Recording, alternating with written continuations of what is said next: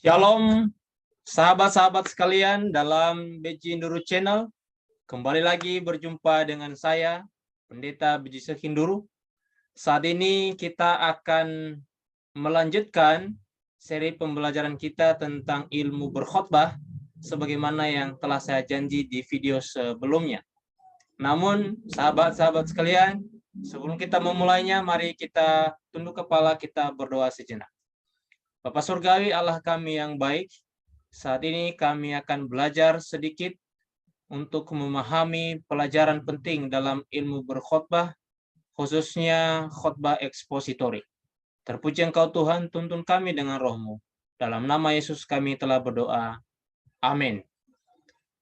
Bapak Ibu sekalian, sahabat-sahabatku yang dikasihi Tuhan, saat ini kita akan kembali lagi belajar. Dan mari kita memperhatikan, mari kita tonton sampai akhir.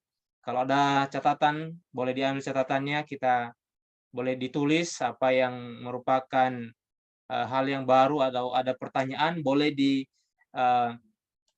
nanti di kolom komentar. Jadi, tonton dari awal sampai selesai video ini. Kita share screen dulu.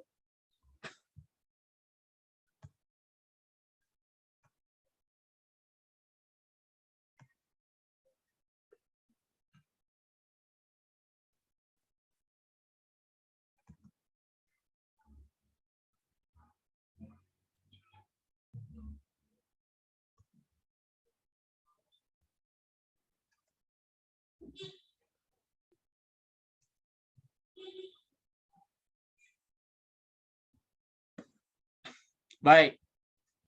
Oke, sekarang kita masuk ke dalam sebuah penjelasan khotbah ekspositori. Sahabat-sahabat sekalian, mungkin penjelasan ini sangat-sangat sederhana, kiranya menjadi berkat kepada kita semuanya. Kita akan memulainya.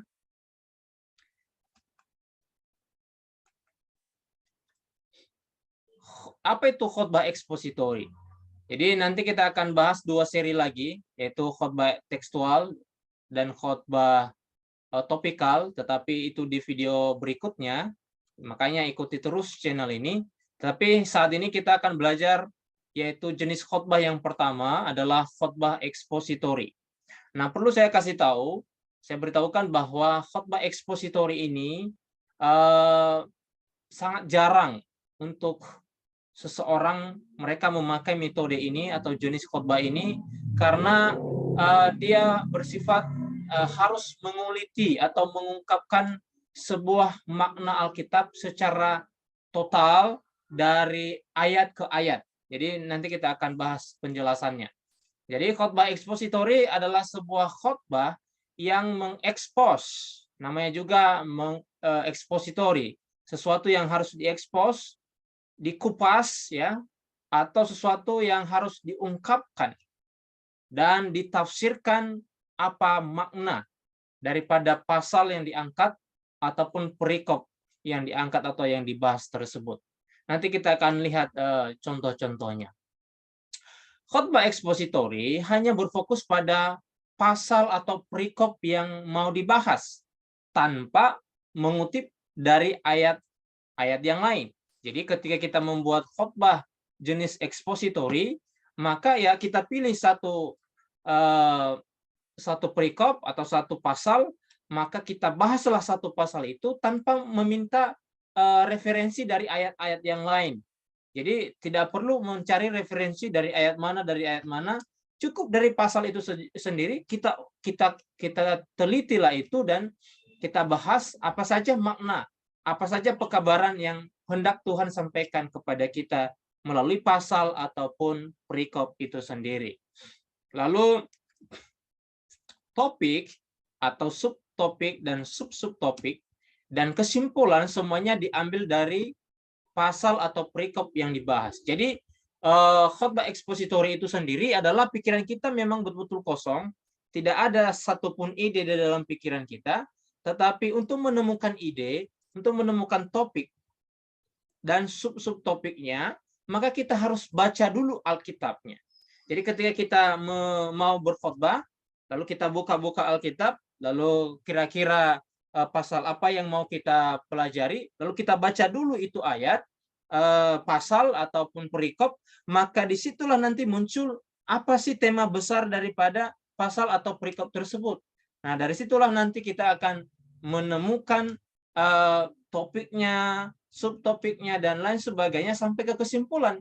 Jadi, segala sesuatu muncul dari hasil ketika kita membaca perikop ataupun pasal tersebut. Lalu, cara membuat khotbah ekspositori. Ya, sudah tentu sahabat-sahabat sekalian ya harus berdoa untuk meminta tuntunan daripada Roh Kudus. Jadi kita berdoa supaya kita dituntun oleh Tuhan. Lalu kalau belum kita temukan pasal mana yang mau kita angkat, ya itu sudah pasti kita harus berdoa, Tuhan, saya mau sampaikan ayat mana, pasal mana, dan perikop mana. Maka kita menemukan dan kita membaca apa yang kita temukan. Lalu ketika kita sudah berdoa, kita sudah tentukan pasal apa ataupun perikop mana, maka kita bacalah pasal itu. Kita bacalah perikop itu secara berulang-ulang. Jadi tidak cukup hanya sekali membaca perikop atau pasal itu. Ya harus berulang-ulang. Jadi tidak ada batasnya, tetapi yang jelas harus berulang-ulang. Tidak ada khotbah yang dibaca sekali lalu dapat kerangka yang baik, apalagi itu jenis ekspositori. Itu sebuah kemustahilan.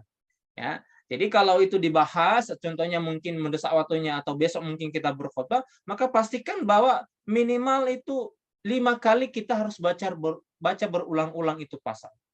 Supaya kita memahami apa makna dan apa topik, apa mau Tuhan sampaikan melalui pasal ataupun perikop tersebut.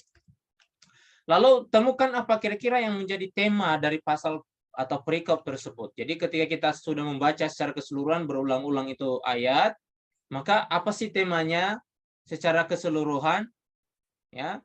Lalu apakah itu temanya tentang kasih? Maka dari situ nanti kita menemukan judul dari apa yang sudah kita temukan. Apa kira-kira judulnya? Kalau tema besarnya adalah kasih, maka judulnya kira-kira apa? Ya.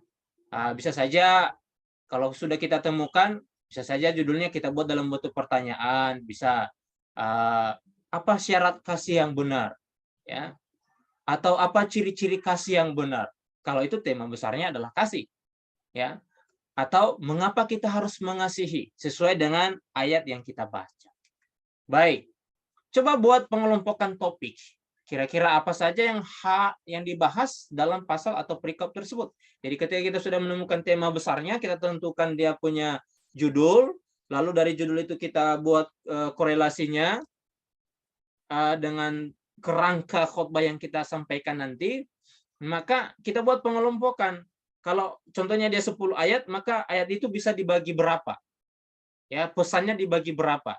Apakah rata-rata sih ada 3, minimal 2 pasti ada, tetapi bisa 3, bisa 4, atau bisa lebih sesuai dengan isi atau pesan daripada pasal tersebut. Jadi ketika kita sudah temukan hasilnya, maka kita kelompokkan. Oh, kerangka pertama ini pesannya, kerangka kedua ini, lalu ketiga, lalu dari kerangka itulah maka muncullah namanya subtopik. Apa pesan-pesan dari topik itu sendiri? Lalu berikutnya adalah dari topik tersebut biasanya muncul subtopik itu yang saya katakan tadi. Lalu ketika kita sudah dapat semua itu, sudah dapat semua kerangkanya dengan baik, lalu kita coba menjelaskannya dan bisa kita menambahkan ilustrasi. Ilustrasi atau perumpamaan yang relevan. Jadi ini perlu diperhatikan. Dalam khotbah itu, ilustrasi itu bukan yang utama. Ilustrasi itu paling 1-2 cukup. Nggak usah terlalu banyak ilustrasi.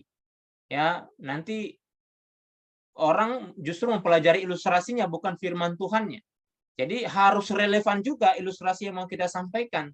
Sekali lagi saya sudah katakan di video sebelumnya, bahwa ilustrasi yang baik adalah ilustrasi yang dapat dilihat, dirasakan, dimengerti oleh pendengar kita, yang ada di sekitar pendengar kita. Jangan kita membawa ilustrasi cerita yang di luar sana, di negara jauh sana, sementara mereka pun tidak mengetahui itu negara di mana letaknya. dan mereka tidak mengerti peristiwa di sana. Apalagi kalau mereka tidak punya televisi dan lain sebagainya, mereka tidak memahami dunia luar. Jadi marilah kita mencoba membawa atau memasukkan ilustrasi yang sesuai dengan kehidupan pendengar kita, ya, sesuai dengan apa yang mereka lihat dan rasakan setiap harinya. Dan yang paling penting dari situ adalah kalau mau ambil ilustrasi, banyak ilustrasi dalam Alkitab. Dari situ saja diambil. Ya, ilustrasinya kan nggak perlu penjelasan, jadi hanya ilustrasi bisa dimasukkan ke dalam penjelasan firman Tuhan melalui perikop yang kita angkat. Lalu kemudian buatlah kesimpulan sesuai dengan topik-topik yang diangkat. Jadi kesimpulannya berfokus semua kepada pembahasan kita dalam perikop itu. Jangan kita mengambil kesimpulan di dunia luar atau di pasal yang lain. Tidak boleh, harus kesimpulannya sesuai dengan ayat-ayat yang kita baca. Apa pesan Tuhan? Nah, biasanya kesimpulan itu muncul ketika kita membuat kerangka khotbah tadi. Mungkin kerangka khotbah kita isinya mungkin ada 3 tema besarnya atau garis besarnya. Ya, kalau boleh ya tiga juga dia punya kesimpulan. Ya, ditambah 1 mungkin ada panggilan khusus untuk pendengar, boleh-boleh saja. Lalu jangan lupa buat panggilan rohani, ini penting. Jadi dalam setiap khotbah kesimpulan harus diakhiri dengan apa? Panggilan rohani. Harus diberikan pesan rohani secara singkat saja supaya itu melekat di hati pendengar. Dan mereka memahami bahwa pesan itu tidak hanya sekedar cerita, tetapi memang itu bermanfaat atau berguna dalam kehidupan kita sebagai anggota jemaat yang mendengarkan. Lalu ini saya kasih contohnya secara garis besar. Oke. Jadi ada kerangka khotbah, nah itu saya buat judul khotbah. Jadi ketika kita sudah menemukan apa tema besarnya, maka judul khotbah kita harus buat. Jadi kalau kita berkhotbah, tema besarnya nggak perlu kita kasih tahu kepada jemaat. Oh, tema besarnya ini nggak. Langsung aja judul khotbah hari ini. Kenapa? Karena kitalah yang menggali itu secara pribadi. Lalu kita menemukan judul khotbahnya. Apa kira-kira judul khotbah yang mau kita sampaikan? Lalu sampaikanlah pendahuluan. Pendahuluan ini bisa ilustrasi, ya, terserah. Bisa cerita yang sebelum perikop tersebut bisa juga diceritakan dan lain sebagainya yang ada hubungannya dengan isi yang mau disampaikan. Lalu masuklah kepada isi. Nah, biasanya untuk masuk ke isi khotbah yang mau kita sampaikan, itu kita harus pintar-pintar untuk membuat peralihan supaya dia ada konektivitas antara pendahuluan dan isi. Bisa saja dalam bentuk pertanyaan yang sesuai dengan judul khotbah dan kerangka yang kita sudah buat. Nah, kerangka khotbah yang ada yang pertama, yaitu topik yang pertama atau garis besar yang pertama, lalu muncullah subtopik. Nah, dari subtopik ini bisa saja kita muncul lagi subtopik kalau ada hal yang penting yang mau kita sampaikan sesuai dengan ayat yang mau kita angkat. Lalu begitu juga bagian kedua, bagian ketiga, dan lain sebagainya. Baru kesimpulan.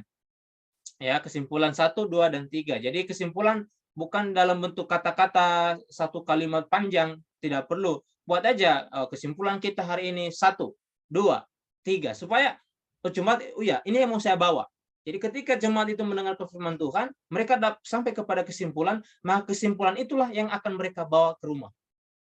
Jadi kesimpulan jangan panjang-panjang dan tidak perlu juga pakai ayat pendukung lagi. Baik. Kita masuk kepada contoh khotbah ekspositori. Saya coba lihat di Efesus pasal 6 ayat yang ke-1 sampai ke-9. Sahabat-sahabat sekalian, perlu saya ingatkan lagi bahwa pandangan saya bisa saja berbeda dengan pandangan saudara.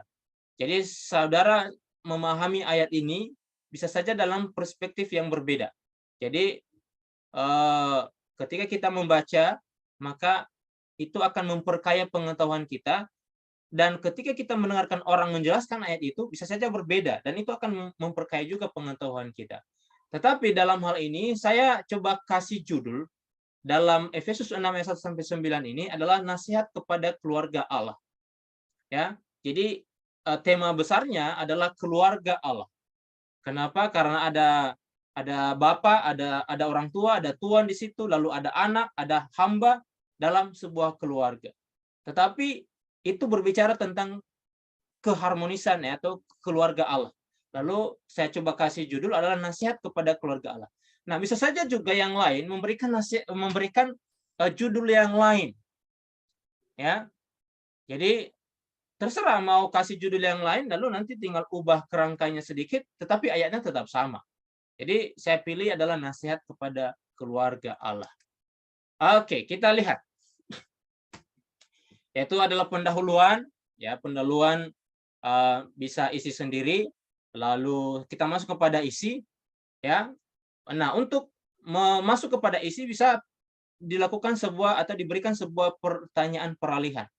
Pertanyaannya adalah, apakah nasihat kepada keluarga Allah?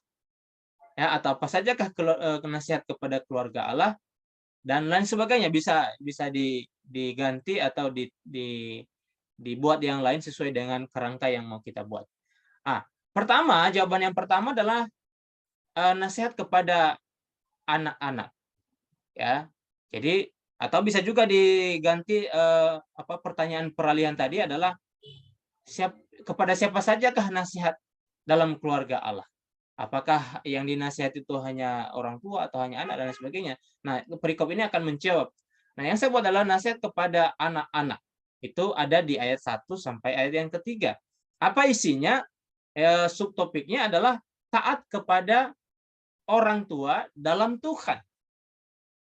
Nah, ketika kita sudah menemukan itu taat kepada orang tua dalam Tuhan, maka jabarkanlah itu. Bagaimana itu taat kepada orang tua dalam Tuhan?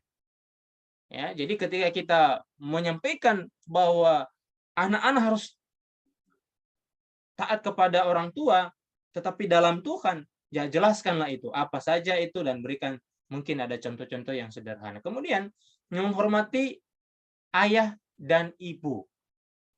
Ya, menghormati ayah dan ibu. Jadi, anak-anak harus taat kepada orang tua dalam Tuhan, lalu harus menghormati ayah dan ibu. Lalu kedua hal ini bisa digabung lagi. Apa perbedaannya taat dan menghormati? Apakah ada bedanya atau sama saja? Oke, itu adalah contoh yang pertama. Yang kedua adalah kerangka kedua adalah nasihat kepada orang tua dalam Tuhan. Jadi nasihat dalam keluarga Allah itu dimulai adalah yang pertama dan yang kedua adalah kepada orang tua. Tadi adalah nasihat kepada anak, sekarang nasihat kepada orang tua dan tuan. Nah, sahabat-sahabat sekalian, dalam khotbah ekspositori itu tidak hanya melulu urutan ayat yang kita mau bahas. Kalau ada yang relevan dengan ayat yang pertama dengan ayat yang berikutnya, kita harus melompat, maka bisa. Nah, di sini saya gabungkan ayat 4 dan ayat 9. Karena supaya tidak terlalu panjang dia punya kerangka. Bisa saja juga dipisah ayat 9, tetapi saya memilih untuk menggabungkan karena posisinya hampir sama. Kenapa? Nasihat kepada orang tua dan tuan. Jadi mereka tetap top, ya, di atas. Kemudian, apa pesannya? Apa nasihatnya? Jangan membangkitkan amarah anak-anak. Itu adalah nasihat kepada orang tua. Jelaskanlah itu, apa maksudnya itu membangkitkan amarah anak-anak. Nah, kita jelaskan sesuai dengan ayat ini. Kemudian, didik anak-anak dalam ajaran Tuhan. Jelaskanlah itu, sampaikanlah kepada jemaat bahwa kita harus mengajarkan anak-anak di dalam ajaran Tuhan. Apa itu ajaran Tuhan? Kasih tahu, ya, sesuai dengan pesan. Lalu yang ketiga adalah perlakukan hamba-hamba dengan baik. Jadi seorang tuan, ya, maka dia harus memperlakukan hamba-hambanya dengan baik. Nah, bisa juga kita menggali kenapa ada istilah hamba di zaman dahulu? Apakah ada hamba di zaman kita sekarang? Dan apa maknanya kata hamba itu di dalam kehidupan kekristenan kita? Oke? Baik. Bagian C, ya, atau kerangka yang ketiga dalam isi, yaitu nasihat kepada hamba-hamba. Kalau dahulu ada istilah hamba dalam keluarga orang Israel, ataupun di Timur Tengah Masih banyak juga istilah hamba saat itu, atau di zaman dahulu lah ada istilah hamba. Lalu dalam ayat ini yang disampaikan oleh Rasul Paulus kepada jemaat Efesus, nasihat kepada hamba-hamba. Itu betul-betul hamba di zaman dahulu. Lalu kita masukkan di dalam kehidupan kita tarik dalam kehidupan kita sekarang ini, apa yang dimaksud dengan hamba dan tuan. Lalu apa nasihatnya? Yaitu taat kepada Tuhan seperti kepada Kristus. Nah, ini menarik. Jadi jelaskanlah itu, bahwa seorang hamba harus taat kepada tuannya.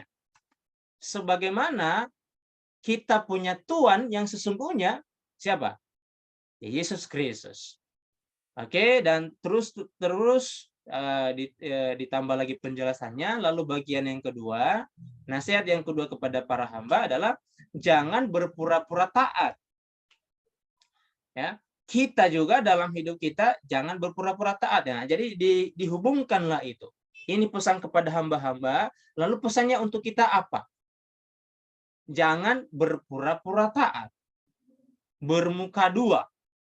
Ya, di depan baik, di depan rajin, ketika tuannya ada dia rajin, tetapi ketika tuannya pergi dia malas-malasan dan lain sebagainya. Oke. Baik. Ya, ada sedikit masalah. Oke. Ya. Kemudian jangan, bagian C adalah bekerja dengan rela hati. Ada yang berat hati bekerja kan, karena dia nggak tulus tadi, ya, dia nggak mau kerja berat mungkin, lalu dia bersungut-sungut, lalu Tuhan katakan, hei para hamba, bekerjalah dengan hati yang tulus dan rela hati. Lalu yang berikutnya adalah akan menerima balasan dari Tuhan. Nah, jadi nasihatnya adalah, something wrong.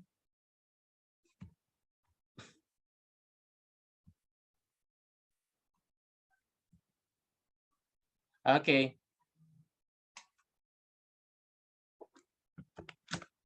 Baik. Kita pakai biasa saja.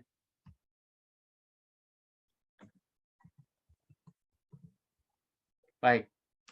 Akan menerima balasan dari Tuhan. Jadi ketika Tuhan memberikan nasihat kepada para hamba, maka dia tutup dengan akan menerima balasan daripada Tuhan. Sahabat-sahabat sekalian boleh nanti baca itu di rumah, ya, ayat 5 sampai ayat 8. Nah, itulah isinya kira-kira ya. Untuk lebih dalamnya, nanti teman-teman bisa melihat video saya yang sebelumnya tentang khotbah expository, dan mungkin minggu berikut saya akan buat juga sebuah khotbah expository. Nah, bisalah belajar dari situ. Tetapi secara garis besarnya itulah yang bisa saya sampaikan hari ini. Ya, jadilah saya itu buatlah kesimpulan, bisa 4, bisa 3, terserah saudara. Yang penting buatlah panggilan rohani dalam penutupan khotbah itu, supaya jemaat merasa bahwa khotbah itu adalah milik mereka untuk mengubahkan hidup mereka.